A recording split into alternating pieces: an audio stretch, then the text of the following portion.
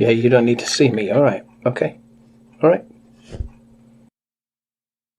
All right, and I guess this is where I got the idea for the opening title. Yeah, Crossroads Motel from the 70s. I'm so old. All right. Well then, dramatic events this week. EB's leaving us. EB's leaving us. It's going over to Twitch. Well, he's done that before, hasn't he? Let's hopefully it's not for very long and that he returns, because he probably will. I hope he does. I'm not unduly concerned because he's closed up shop on YouTube before and come back, so hopefully he does this time.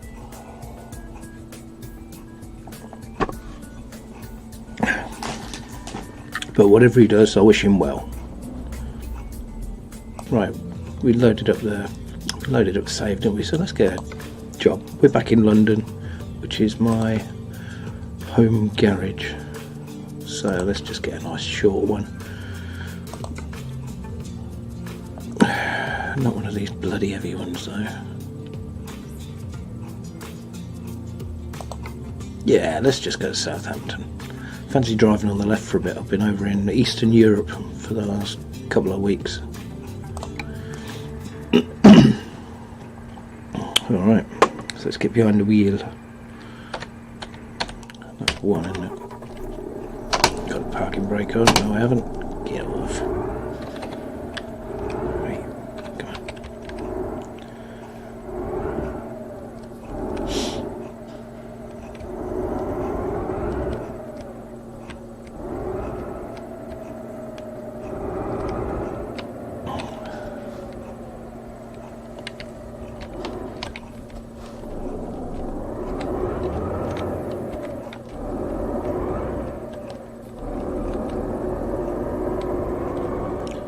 There's the gherkin. There's the whatever the heck that is. What the heck is that? Looks like... Oh. Hey, they've taken away that tower that doesn't actually exist in London.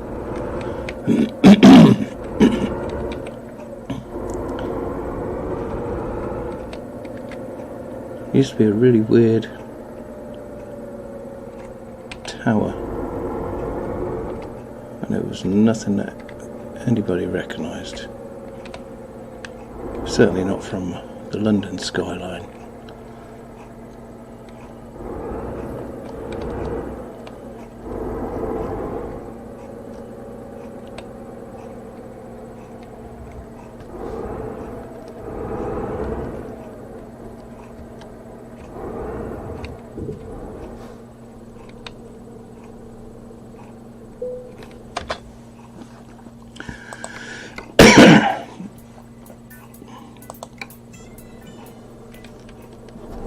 Right, let's go pick it up. Remember to stay on the left. Stay on the left. Stay on the left.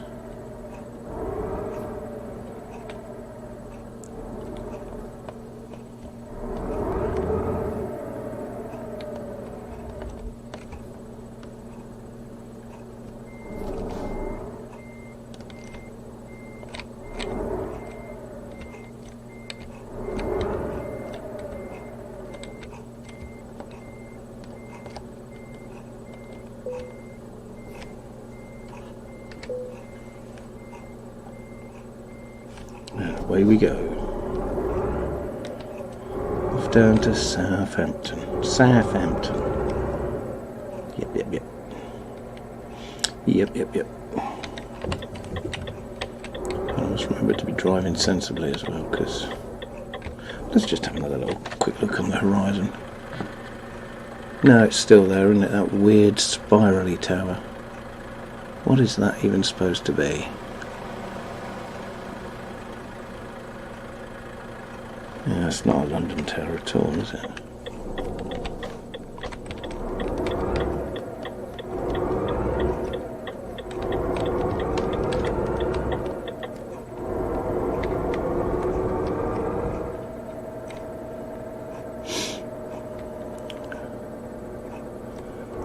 nothing what exists in London.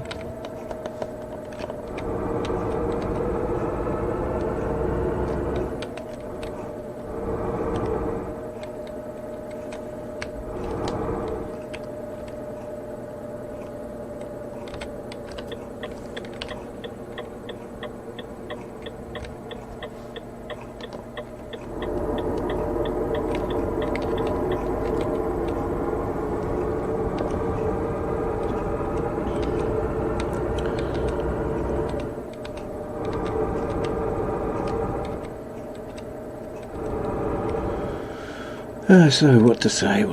Should have stopped there really, shouldn't I? That was a halt kind of thing, that white bar across the road. I guess it was. Yeah, what to say? Don't just sit there. Yeah, I'm still on Debian. I haven't gone over to Arch as I predicted I would. That wasn't going to happen really, was it?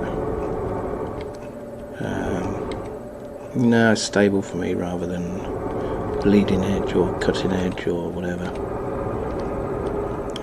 So what can we say? Well, we've had the second point release of Debian Buster that's just landed, so I've made sure I refresh my ISOs. I've got fresh ISOs for when I come to do reinstalls or fresh installs or whatever.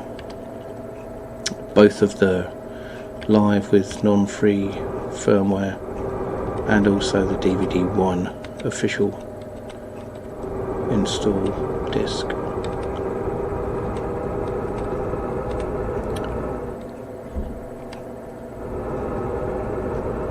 Still really enjoying my Debian, getting really good performance from it on my machinery, such as it is. Nothing behind. We'll be over there, don't we? Don't need to keep indicating because there's nowhere else to go now.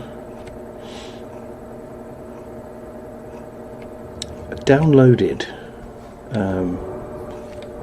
Debian EDU or Scholar Linux, which is Debian Buster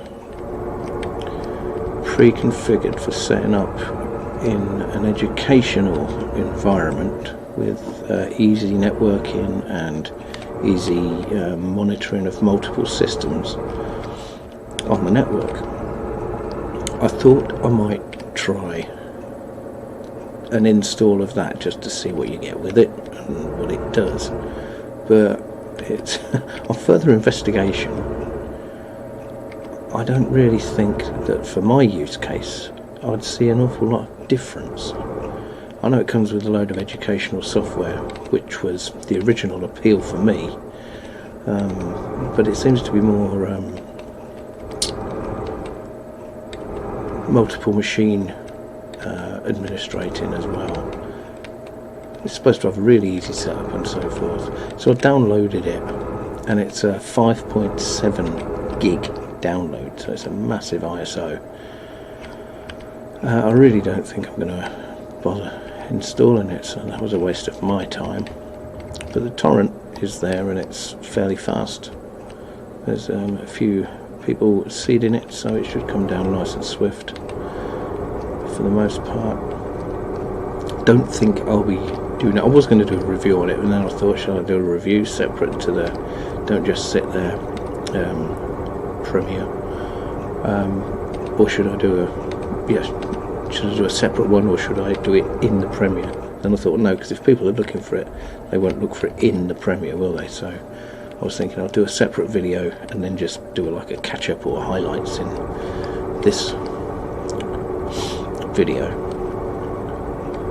But in the end I thought, no, I just shan't bother doing it because the bits that make it special I don't know anything about, so I wouldn't be able to explain or explore them particularly well. And if I'm just going to be installing it on one machine, that kind of defeats the purpose as well. So I don't know.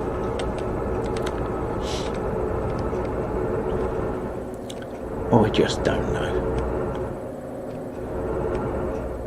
So no, but if you're into that sort of thing, probably Sneaky should have a look at this, because he knows, he's up to snuff on networking, and he knows his way around Debian beautifully, and he knows his educational software, and it's got Scratch. It's got Scratch, sneaky. You love your Scratch. It's got that.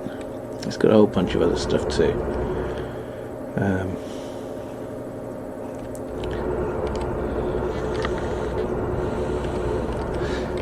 Yeah, maybe just vanilla Debian is my choice. I guess I'm getting kind of withdrawal from all the constant installs and lookarounds and wipes and reinstalls. MX19 has seen its first snapshot land, so that's cool, with all the updated software and so on and so forth. Still seeing people having NVIDIA problems with it though, so I'm not going to be committing it to this machine. It seems to be losing favour rather on the Paget rankings at DistroWatch 2, so could this be MX's first less than sparklingly brilliant release? It certainly is as far as my machinery is concerned. And I really don't understand how, with the same kernel and the same NVIDIA driver, I was getting lockups on MX and I'm not on straight Debian. Although fair play, the only lockups would occur when I was trying to run Kdenlive, which is a backported version, so there's probably some instability there. Unfortunately, it was instability that none of the devs seem to know the answer to. Hence, I'm on Debian, not my beloved MX. It is what it is.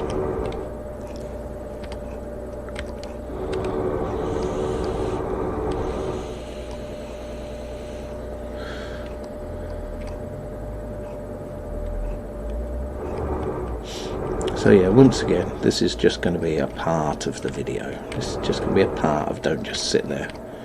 I'll probably do some outdoors stuff, actually.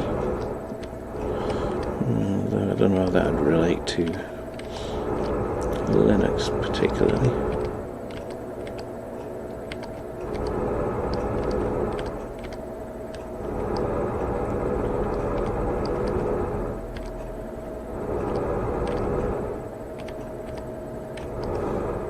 We, of course, shall see.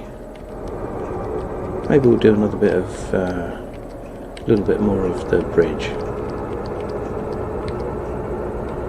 after some serious stuff.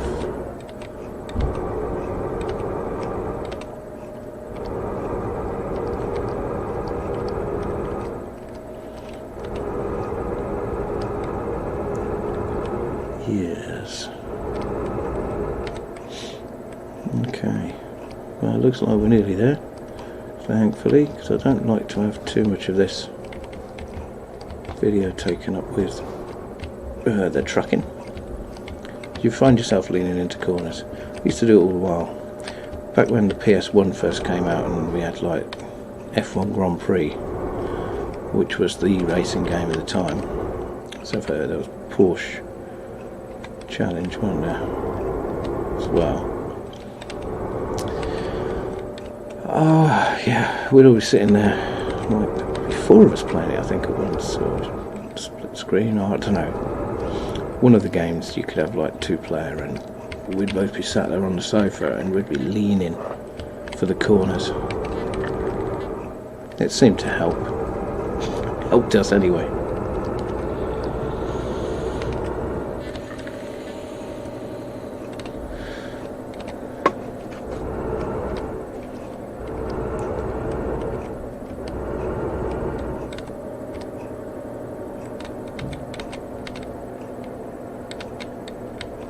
And I'm speeding.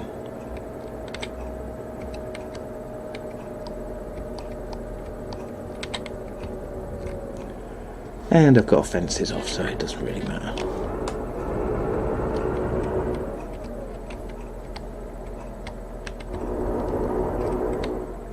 And I just cut someone up, no doubt. So expecting a collision there. Didn't get one. Man, I got lucky.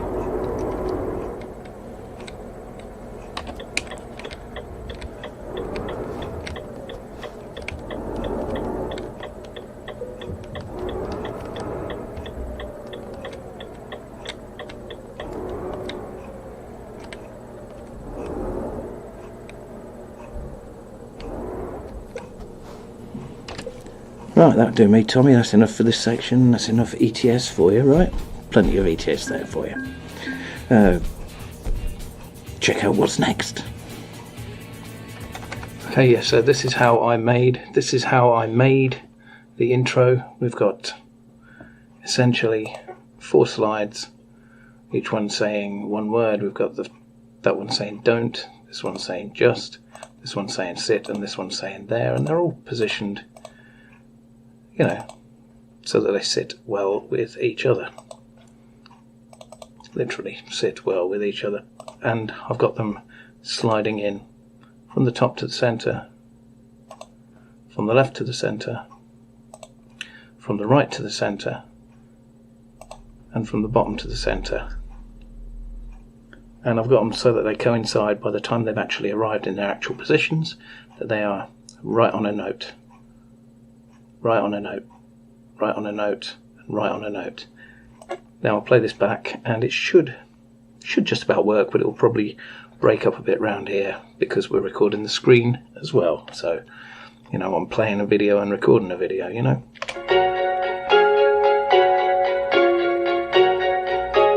So there we go. It's just literally 3 title clips superimposed over some music. And because there's no actual video clip there, there's no background. So that's how I do that in Kdenlive. Okay.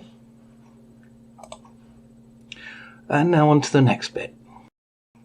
Okay, now I'm just watching Linux and Projects video about the Ubuntu 2004 daily buildings, and he's going on about the space that the panel for the window uses. Now, I don't know whether you can actually do it in GNOME Shell or Ubuntu's implementation of GNOME Shell, but there is a way. As you see, like I've got no top bar, particularly it's down here with my tabs. So the way to do that is you go down to Preferences. No, you don't. You get rid of Preferences, you go to Customize, and you just untick Title Bar. See, there's my title bar now. If you untick that, boom, it's gone away, and so that will get you back some of the vertical real estate. I just thought I'd mention it. I figured most folk had discovered it by now. Yeah, I was slow to pick it up, and I think somebody else's video showed me how to do it. So, but it's good to carry this information forward, especially for those folks who are using GNOME Shell with big fat bars across the top. Okay, so yeah, customize and untick title bar. Another way to get more vertical real estate is go to density and put it on compact. Yeah, it gives you a couple more mils. So that's another thing you can do there. So Dave, don't know if it works or not in GNOME Shell, but it's one thing that you can give it a go. You'll get back this 10 inches, you said. You'll get back this 10 inches of space. Alright, that's a tip and a trick for your Firefox if you've got very little screen real estate, or you just begrudge it using some. Next item.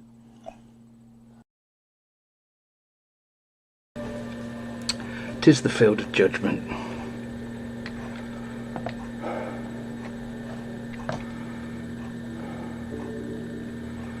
We really don't need to be bothering with all of these. All we really need to do is get up here and do that with this. Let's go up a bit more. Let's get something else queued up, just ready.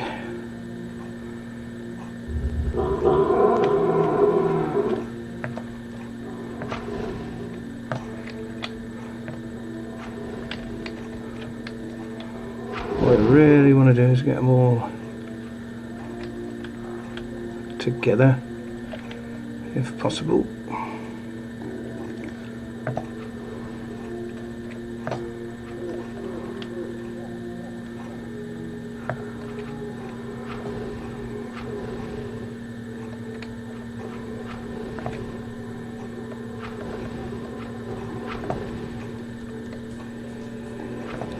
Each one of these has got hit points of 3,000.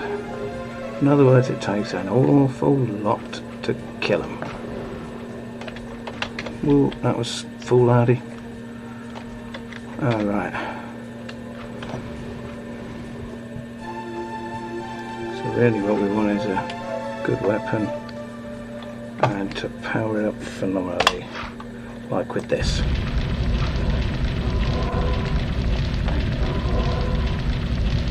Apparently this is one of the better weapons. I've never seen it be much use, even on lesser enemies. Quite frankly, it ain't much cop.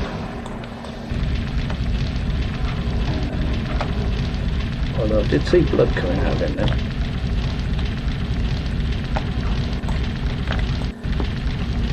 Maybe it's not so bad to be starting off with. And started off, we have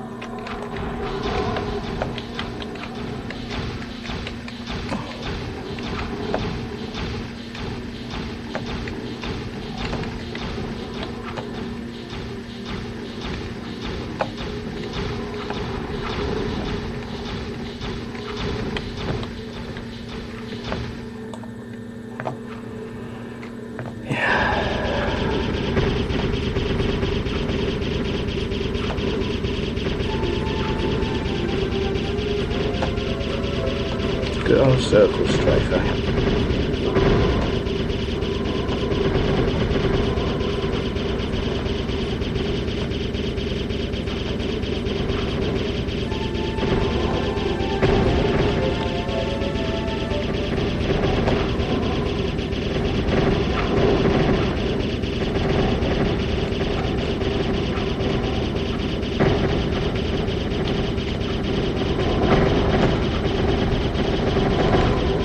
I do believe they might even be infighting, which is nice.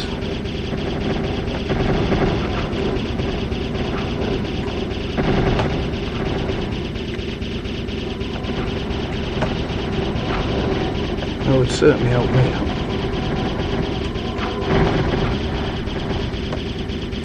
Hasn't anyone gone down yet? Good grief.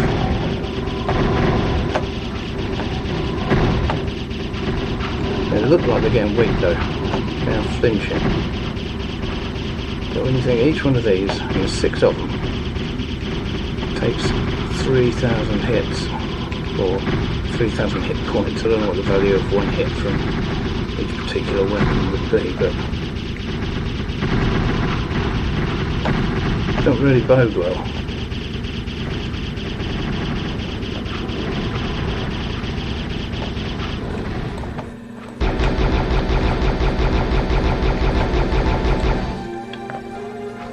Good grief. That's what I needed. Didn't need that though.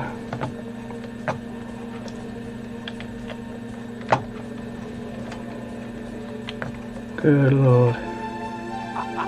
All I need is to be able to switch that nice and easily. But unfortunately I can't. Alright, we've got that going. Alright.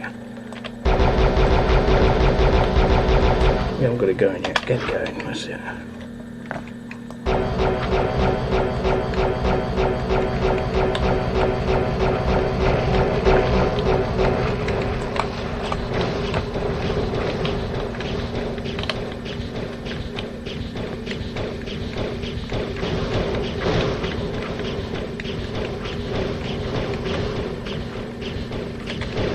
Still rate this as the best weapon.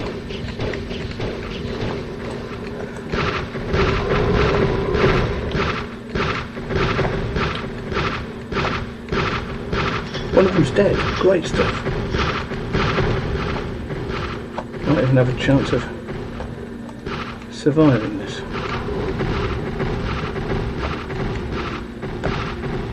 Maybe not though. Really hope so, because this is my 4th attempt. Sorry, 1st attempt. Yeah, 1st attempt. Of course, it's my 1st attempt.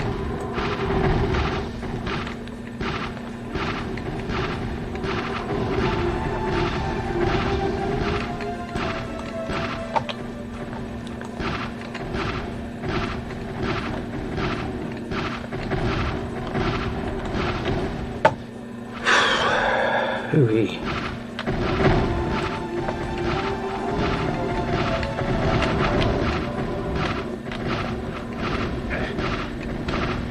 One of them's separated off, isn't it?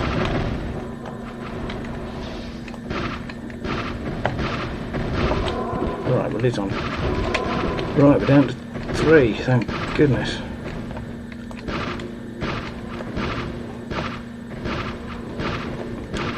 Like I say, good old circle strafe. Oh wow, is that what I'm down to? Give me some of that. I'm not going to risk that bugger. Oh yeah, I've got next to nothing.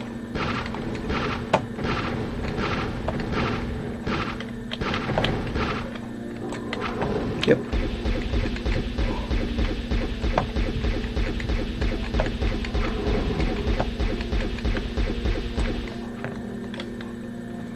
Any weapons at all available for me? Sure don't look like it. No. I've got them all.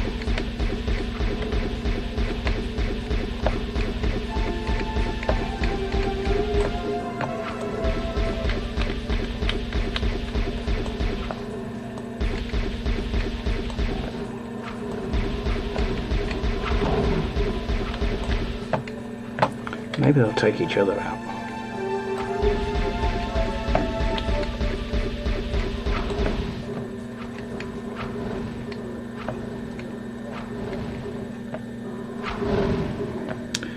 It's not unknown for that to happen.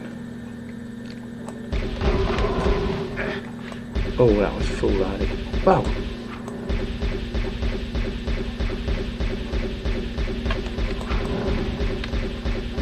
And there were 2.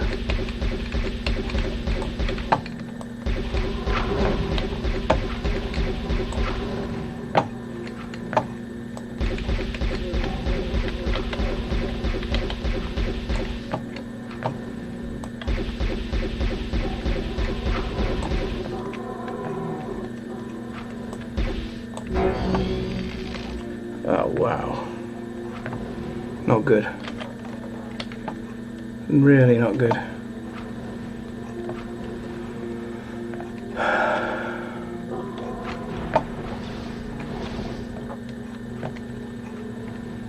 I really want one to kill the other now.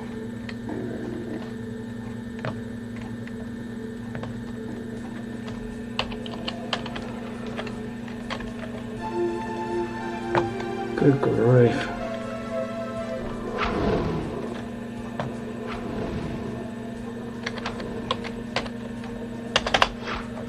Right. Now I've got invulnerability. Maybe pick up some of these. Yep.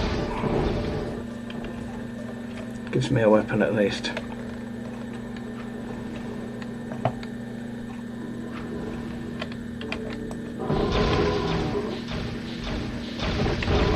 Yes. Come on, you. You need to be toast.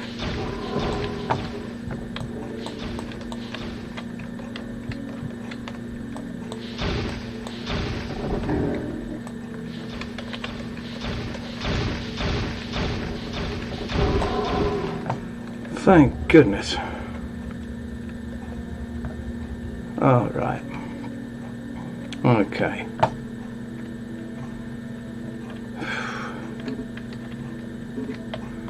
That was a real grind.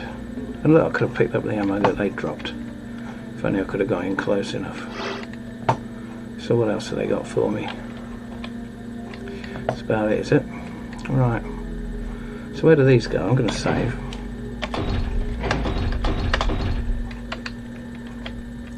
Where did that one take us? Anyway? Well, now look, I'd just like to take this opportunity to expand a bit upon something I said in last week's Don't Just Sit There, and that is about how live streams seem to be like a little bit of a easy way of doing content on the YouTube, and how you don't really have to do much once you've got the stream set up. You just go, and what I meant by that was you don't really do any editing in it.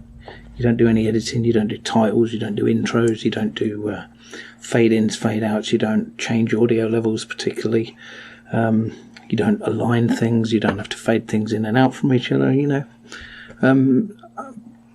Just want to show you the video you've just watched so far, as it appears in Kdenlive, and this is it here, just to show you sort of like how many clips there are and transitions and things like that.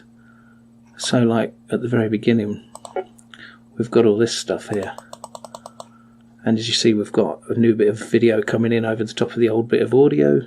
We've got actual cleaned up audio for that bit of video that's going in, because this has got like the volume down to 0, and all the audio's on the bottom there except for on the trucking, but we fade into this bit here, the Crossroads bit.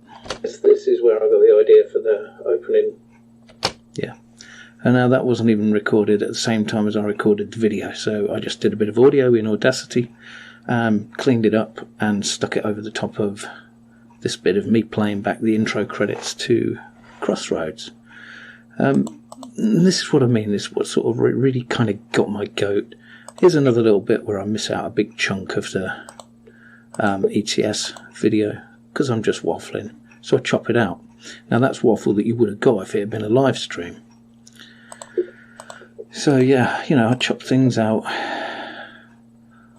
I've increased the audio for that because it wasn't quite to the same level as everything else, so I've nudged the gain up to 130%. It's just something you do to make sure the audio's the best you can get it on your kit. Now here we go again, look. We get to this bit. Check out what's next. And then of course, hey, so this is how I made this. Fade it in to the bit where I'm showing you how I did the intro that you've just watched at the very beginning. And then that fades seamlessly, I like to think. Although it probably looked a bit rough, all told, into the bit where I'm saying about the top bar on Firefox. And then I thought, well, I'll do a little bit of a doohickey, make a little bit of a transition here. So I've got a little bit, next item, of the intro again, without audio, just fading in to the bit that you've just watched, the bit of Heretic, Field of Judgment, which again has got cleaned up audio underneath it and the main audio nudged down, but also I've upped the gamma to 109%. Okay, and now this bit that I'm just recording is going to be faded in and stuck over just here. So, just to let you know what I mean when I'm saying there's more work involved in actually putting a video together than there is just setting a stream running and then just winging it. And that's what I mean. It's sort of like there's a little bit of craftsmanship in putting a video together. Just my thoughts. You may agree, you may disagree, but that's where I'm coming from. I just know that it takes me a good long while putting a video together, especially one of this kind of length. And then, of course, I've got the upload times, haven't I? Anyway, now for the next bit. Ice, ice, baby. Okay, this is from my mate Gnostic. He was, we had a little bit of a to and fro, a little bit of a chit chat on Present Arms live stream about getting rid of these Google and Microsoft stuff from the menu in Peppermint, and it's really easy, and you do it like this.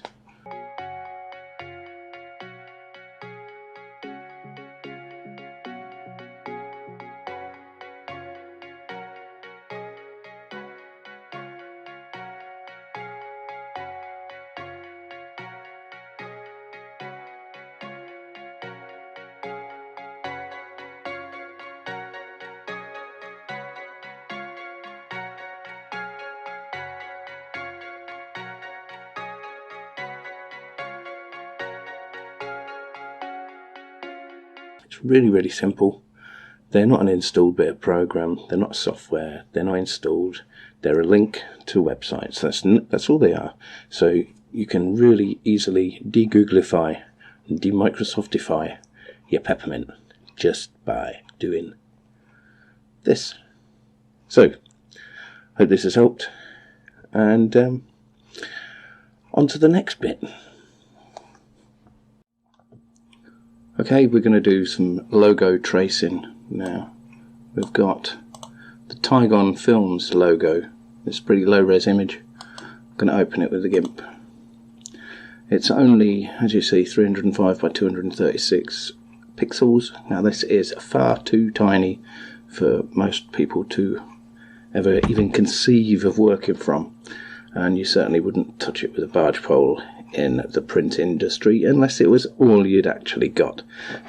It's quite an interesting logo now. Tygon were film makers, very similar to Hammer Films in the UK in the 60s, 70s and early 80s possibly. I'm not sure, they probably got amalgamated into a load of other film companies just before the British film industry took a swan dive in the early to mid 80s. Interesting logo, a Tygon being a cross between a tiger and a lion. But what we're going to do is we're going to hand trace, not going to hand trace it, that'll take too long for this video. We're going to auto trace it. So there's certain things that we need to do first. Now the first thing I want to do is I want to scale it up. So I'm going to scale the image. We'll do it by percentage, and we'll do it, I think we can probably get away with 200%. Now because this chain is connected, you can disconnect it here. Because it's connected, the vertical and horizontal will be the same scale percentage. We'll do it low halo and scale. We're now twice as big. Now what I want to do is I want to go unsharp mask, and that was under enhance. It's called sharpen now. The newer versions of GIMP make things a little confusing by renaming everything that you're used to in the old versions of GIMP. So that's what we do. As you can see, that's smoothed things a little, but you can change the amount here and the area that it acts on. So we've got a radius here. Bear in mind we're viewing this at 200% anyway. I think that's probably okay, because the next thing we're going to do is we're going to get rid of all the colour. So we'll just simply go to mode and tick it over to grayscale. Now back to colours, into levels, and for the white value we'll choose what was yellow originally in the original picture. So let's put that down there. As you see, we can probably bring it even whiter. The black is good and black. Now we've got some weird bits here where we've got greys, and we kind of want to get rid of those. So we can bring the midtones up to, by dragging them left they go whiter, by dragging them right they go darker. So we kind of want them about there. So that's good. We'll export that. Call it Tygon logo big. Okay, export that as a PNG to the desktop. And yeah, there's all these extra little things that you can set here, which I really don't know anything about. So we'll export that, and that's done. Close this off. We don't want to keep the changes to the original because we've made a separate save. Okay, so there's our original, there's our new one. Okay, now I wonder if we can open this with Inkscape. Let's see if it will let us. I'm not sure that you can. Let's try it. Oh, it will. Does it as a bitmap image import? That's fantastic. Image DPI from file, default import resolution, blah blah blah. Image rendering mode. Let's smooth it. That's fantastic. That's really good.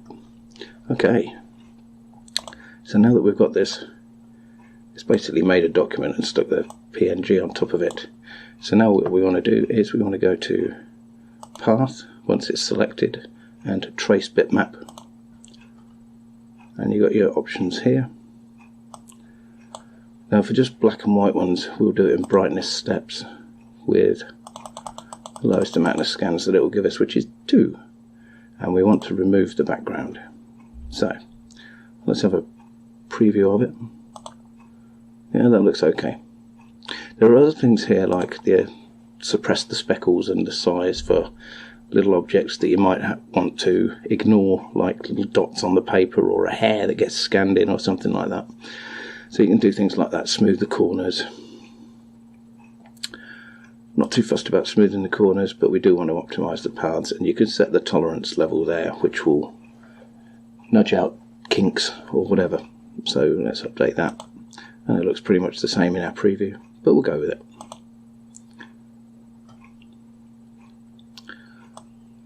And now it's done it, so we can close this. We can drag it off our trace. So there's our original bitmap image, and this is our trace. Let's have a look in the display mode to outline, just to make sure that we've just got to the bit we want, and we have. So that's great. So it's a one colour scan pretty much. Go back to normal, and we can fill that as black. So that's cool. So now the difference here is, if you drag to scale this, being a bitmap,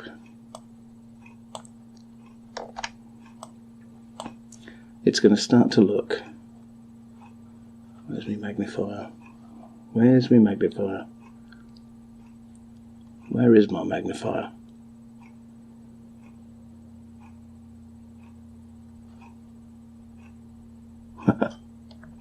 Seriously?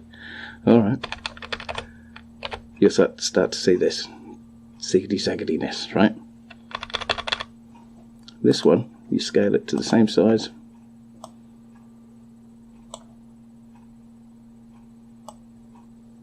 Or even bigger. As you can see, we've got, because this was a small image, we've got like bits where it's oversimplified stuff. But you get no jaggies. You get no jaggies. You've got straight, smooth lines. And this is something, again, that you can work on afterwards. Not with that tool, with that tool. You can smooth things out. Or even you could just select it with the normal tool. And, where is it? Path. Simplify. You just keep hitting Control L. And it will simplify it, and you can degrade it beyond all recognition. If you so wish. Which is rather odd. So there you go. How to trace a black and white image. Not the best way of doing it. I'm hitting Control Z here now, just to get things back.